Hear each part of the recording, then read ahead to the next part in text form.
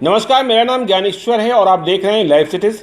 मुख्यमंत्री नीतीश कुमार इस्तीफा दे चुके हैं, यह खबर आप तक पहुंच गई होगी। लेकिन यह भी तय है कि फिर से नीतीश कुमार ही बिहार में मुख्यमंत्री पद की शपथ लेंगे। नीतीश कुमार के नाम पर सभी दलों की, एनडीए में शामिल जितने दल हैं उनकी सहमति बन चुकी है।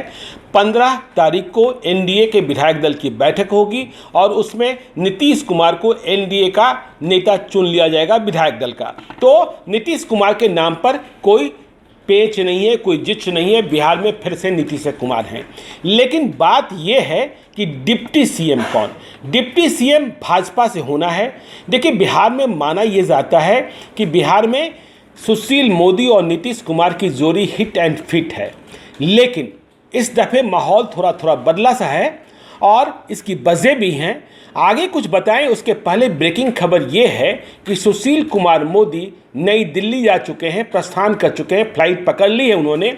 और कहा यह जा रहा है कि डिप्टी सीएम को लेकर जो लोचा फंसा है, कई लोग कह रहे हैं, कई तरीके की चर्चाएं शुरू हो गई हैं। आज सुबह जब कामेश्वर चौपाल पटना पहुंचे तो पटना एयरपोर्ट पर ही डिप्टी सीएम कैसा हो, कामेश्वर चौपाल जैसा हो, नारा लग गया। कामेश्वर चौपाल आप की जानकारी के लिए राम भक्त हैं। जब पहली ईंट राम मंदिर के निर्माण के लिए उस ज़माने में उन्होंने रखा था। अब जब राम मंदिर का निर्माण शुरू हुआ है तो जो कमेटी बनी है उसमें भी कामेश्वर चौपाल हैं।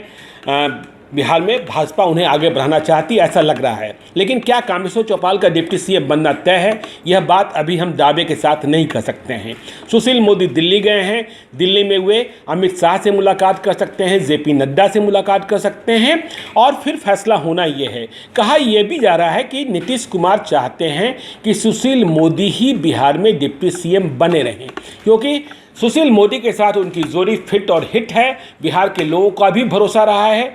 लोग कितना भी कुछ कहें, बिहार के चुनाव में जब भाजपा के भीतर भी टिकटों का बंटवारा हो रहा था तो सुशील कुमार मोदी का दबदबा भी दिखाई पड़ा था। लेकिन यह बात भी सही है कि भाजपा में अब दो तरीके की टीमें काम करती हैं। एक टीम है जो केंद्र से निर्देशित होती है और दूसरी टीम है जो बिहार की टीम है। केंद्र की टीम में कई ऐसे नेता हैं जो अलग बातें करते हैं, सुशील मोदी के साथ नहीं दिखाई पड़ते हैं, वे सुशील मोदी के बारे में और कई तरीके की चर्चाएं कर देते हैं। तो ये सारी बातें चलती रहती है। नित्यानंद राय बिहार के चुनाव में और भाजपा की जीत में बड़ी भूमिका का निर्वहन करते दिखाई पड़े हैं। तो नित्यानंद राय भी लगातार एक्टिव हैं। जैसे ही बिहार में आपको मालूम होगा कि मतगणना के दिन आंकड़े आने लगे थे, नतीजे आने लगे थे, तो जो लोग सबसे पहले मुख्यमंत्री निवास पहुंचे थे उनमें नित्यानंद राय, संजय जायसवाल, सुशील मोदी, मंगल पांडे जैसे लोग शामिल थे। तो अब फैसला अगले 48 घंटे में होना है कि बिहार में डिप्टी सीएम कौन होगा, क्योंकि भाजपा जो है सबसे बड़ी पार्टी एनडीए में बनकर उभरी है। जेडीयू की सीटें कम हो गई हैं, इसलिए जेडीयू बहुत दबाव के साथ यह कह भी नहीं सकती कि आप फलां को ही डिप्टी सीएम बना दें। हाँ, नीतीश कुमार की इच्छा है, जिन्हें बिहार का नेतृत्व करना है और जिसके नेतृत्व को प्रधानमंत्री नरेंद्र मोदी ने भी स्वीकारा है, उनकी इच्छा है कि सुशील कुमार मोदी ही बिहार के डिप्टी सीएम फिर से बने। लेकिन आखिरी फैसला बीजेपी को लेना है और बीजेपी जो भी फैसला करेगी वह नीतीश कुमार को कबूल करना होगा, चाहे अच्छे मन से करें चाहे भारी मन से करें। ठीक इसी तरीके की बात देखिए, बिहार विधानसभा के अध्यक्ष की कुर्सी भी, अध्यक्ष की कुर्सी जो व्यवस्था है उसमें बहुत ही महत्वपूर्ण हो जाती है। 2015 में जब महागठबंधन की सरकार बनी और लालू यादव ने अपने दोनों बेटों को, तेजस्वी यादव को डिप्टी सीएम बनाने के लिए और तेज प्रताप यादव को मंत्री बनाने के लिए विधानसभा अध्यक्ष की कुर्सी नहीं ली थी। विजय कुमार चौधरी विधानसभा अध्यक्ष बन गए थे और जब महागठबंधन से बाहर जाकर नीतीश कुमार एनडीए में चले गए तो लालू यादव को इस बात का मलाल रहा कि उन्होंने विधानसभा अध्यक्ष की कुर्सी क्यों नहीं प्राप्त की थी।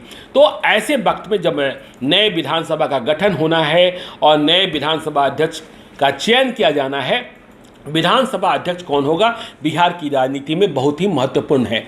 विजय कुमार चौधरी जो अभी बिहार विधानसभा के अध्यक्ष रहे हैं, उनका कार्यकाल बहुत शानदार रहा है, निर्विवाद व्यक्ति हैं, कोई विवाद नहीं है और वो उस पद को शोभित भी करते हैं। लेकिन बात तो वही है ना कि सब कुछ जदयू की इच्छा से नहीं होना है। इसलिए स्पीकर की कुर्सी पर भी कई तरीके की खबरें चल रही हैं, कई तरीके की नज़रें चल रही हैं। बीजेपी के बारे में खबर है कि बीजेपी स्पीकर की कुर्सी चाहती है। बीजेपी में अब स्पीकर की कुर्सी किसे दी जा सकती है, इस पर भी मंथन है। नीतीश कुमार चाहेंगे कि यह कुर्सी भी मेरे पास रहे, तो क्या होता है। नंद किशोर यादव के नाम की चर्चा चल रही है, प्रेम कुमार के नाम की चर्चा चल रही है। बहुत ही पावरफुल कुर्सी होती है। और इस बीच आज आपको यह भी मालूम होना चाहिए कि आज एक डेवलपमेंट ये हुआ कि सुमित सिंह चकाई से जो निर्दलीय चुनाव जीते हैं पूरे बिहार में, अकेला जिस व्यक्ति ने निर्दलीय चुनाव जीतने का दमखम दिखाया है वो व्यक्ति हैं सुमित सिंह। वे आज नीतीश कुमार से जाकर मिले हैं और उन्होंने अपना समर्थन नीतीश कुमार की सरकार को दे दिया है। सुमित सिंह नरेंद्र सिंह, पूर्व मंत्री नरेंद्र सिंह के बेटे हैं। सुमित सिंह की मुलाकात नीतीश कुमार के साथ हुई है और इसके बाद यह बात भी तय मानी जा रही है कि जो नई मंत्रिपरिषद होगी बिहार में, उसमें सुमित सिंह भी मंत्री बनेंगे। मुकेश सहनी का मंत्री बनना तय है। विधान परिषद के कोटे से वो आएंगे, राज्यपाल उन्हें मनोनीत करेंगे विधान परिषद में। ठीक इसी प्रकार से जीतनराम मांझी के यहाँ से भी अब कितने लोग मंत्री बनते हैं, वैसे तो उम्मीद एक की है, लेकिन जब यदि बात आगे बढ़ेगी तो और भी कुछ हो सकता है। कहा यह भी जा रहा है कि जीतनराम मांझी भी अपनी पार्टी के एक नेता के लिए बिहार विधान परिषद में एक सीट चाह रहे हैं राज्यपाल के कोटे से, और दानिश रिजवान के रूप में यह नाम चलना शुरू हो गया है। तो कुल मिलाकर अगला 48 घंटा जो है, या यूँ कहें कि बिहार में नई सरकार के गठन तक, पहला शपथ ग्रहण तक, ये सब कयास चलते रहेंगे। हम आपको खबरें बताते रहेंगे, आप देखते रहिए लाइव सिटीज़ को। यदि अब तक आपने हमारे YouTube चैनल को सब्सक्राइब नहीं किया है तो जरूर कर लीजिएगा, और यदि इस वीडियो को फेसबुक के माध्यम से देख रहे हैं तो पेज को लाइक कीजिएगा, ट्विटर पर भी हमें फॉलो कीजिए। धन्यवाद।